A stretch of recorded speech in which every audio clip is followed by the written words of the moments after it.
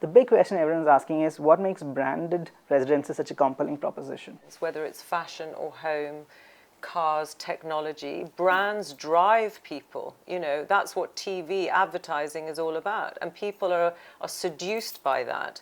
So the very reason that we're sitting here today is that our brands are very strong and well known and at the top of their field. And that is going to be a pulling point. So you might well have a building next door which is local, which is you know, beautifully done, but it's not a branded development. And we know from working all over the world that it's successful.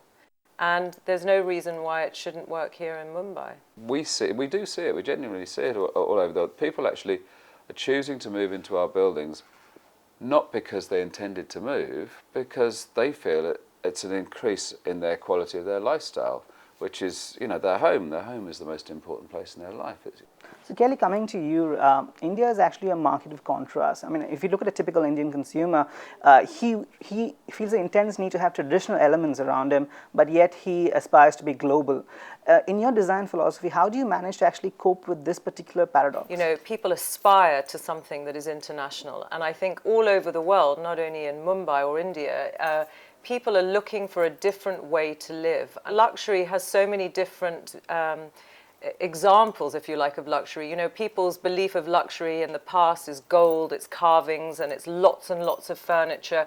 Kelly Hoppen design is very calm, it's very harmonious, and, you know, my entire profession was based on East meets West. Talking about the projects you've worked on in India so far, what are the particular design elements you're particularly proud of? I think, you know, one of the things that I pride myself in is the use of textures and layering of texture. And I know that marble and stone and wood is something that a lot of homes have in India, but it's taking those types of mediums and turning them into something that is slightly different. So they still have the element of luxury, but it's just a different design. So the outside is as important as the way the interiors are. And what YOO does is bring designers all with different styles and give people a different option to start to live in a different way. And I think that is encouraging, and I think that it's very authentic. Making interiors much more accessible. It's a new luxury. It's a new luxury. I mean, the preserve of interior designers was something that was totally elite only 10, 20 years ago, and still is in many places.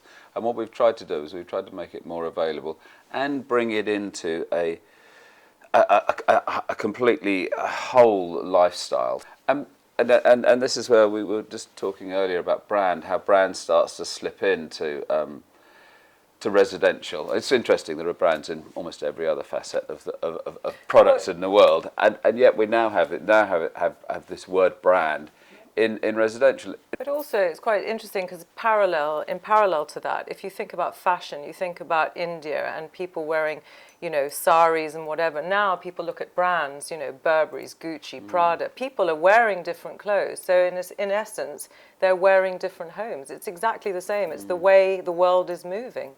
What about the redundancy factor? I mean, this is going to be your biggest investment. 10 years down the line, the brand you're investing in, will it still be as potent? In my mind, a building, I mean, you know, doctors have the big advantage of being able to bury their mistakes. We don't. I was looking at a few of our projects recently, and they've all risen way above the market values, because it's like laying down a good wine or making a fantastic violin.